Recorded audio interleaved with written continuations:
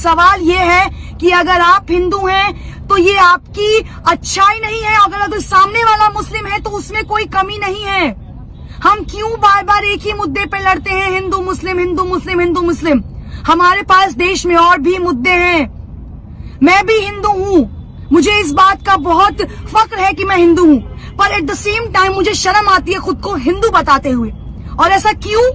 क्योंकि बार बार मेरे वो सो कॉल्ड हिंदू लोग जो मुसलमानों को नीचा दिखाने के लिए बार बार ऐसी हरकतें करते हैं जिससे ये कहने में शर्म आती है कि मैं एक हिंदू हूँ। अरे कैसे शर्म नहीं आएगी यार?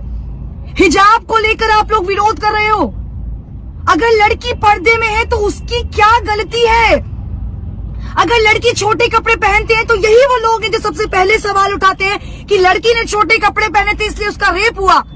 लड़की अगर ब्रा या पैंटी में चलती है तो उसका रेप हुआ। अगर लड़की हिजाब में चलती है तो आप लोगों को इस बात से क्यों तकलीफ है? क्यों तकलीफ है आखिर इस बात से? यार उन्हें सिखाया यही गया है, उनके धर्म में ये चीज अपनाई गई है। अगर उस लड़की को हिजाब पहनने से दिक्कत नहीं है तो ये हिंदूवादी खुद को बताने वाले, राम भक्त बोलने वाले, अरे तुम्हें किसने हक दिया है एक लड़की पर ये इस तरह से पूरी भीड़ इकट्ठा करके एक लड़की को डराने का?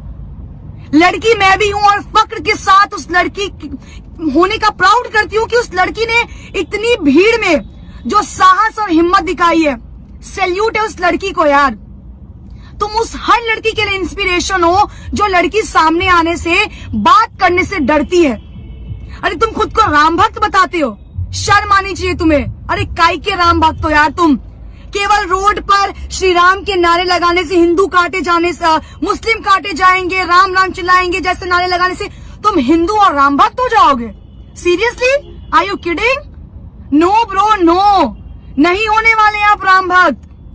कौन सा तुमने भगवत गीता पढ़ा है जहां ये बोला गया है कि दूसरे धर्म की महिलाओं को, दूसरे धर्म को नीचा दिखाओ और खुद को ऊपर लेकर आओ? तुम्हारे माँ बाप ने तुम्हें शायद यही सिखाया होगा कि अपना धर्म अपना है और दूसरों का धर्म नीचा है। यही सिखाया ना तुम्हें? सवाल उस सरकार पर उठाती हूँ जो बार बार चुनाव से पहले हिंदू मुस्लिम करती है। अरे क्यों भाई? रोजगार के मुद्दे पर आके लड़ो ना चुनाव।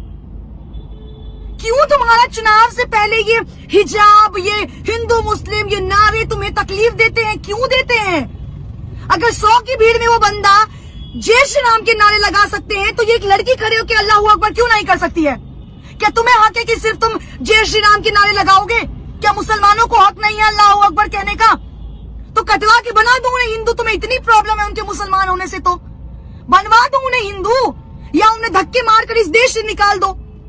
क्यों गाते हो सेक्युलरिज्म का नारा? क्यों लगाते हो सेक्युलरिज्म का नारा जब तुम्हारे देश में ही एक धर्म को नीचा दिखाया जाता हो बार बार? कहाँ है वो भाजपा के नेता? हमारे भाजपा के जो नेता हैं कर्नाटक के सीएम, क्यों चुप्पी साधे बैठे हैं? अब महिलाओं की सुरक्षा नहीं याद आई, अब महिलाएं नहीं याद आई, अब आपकी सरकार सबका साथ सबका विकास पर बात नहीं करेगी। किस बात का डर सता रहा है आपको? जवाब दीजिए ना। कहाँ है स्मृति ईरानी? कहाँ है मीनाक्षी लेखी? कहाँ है निर्मला सीतारमण जो राहुल गांधी पर एक सवाल खड़ा करने में पीछे नहीं हटती हैं? अपनी इज्जत अपनी और दूसरों की इज्जत इज्जत नहीं है क्या? अरे बात कीजिए ना हिंदू मुस्लिम पर। क्यों नहीं आके सामने से हिंदू मुस्लिम करते हैं? क्यों हर बार चुनाव से पहले उन गुंडों को छोड़ देते हैं जो आपका काम करते हैं? इतना ही शौक है ना लड़ने का तो सामने आकर लड़िए ना। क्यों पीठ पीछे वार करते हैं? किस बात का खौफ है? भाजपा के अंधभक्त तो वैसे ही सीना ताने खड़े रहते हैं। महिलाएं सुरक्षित है।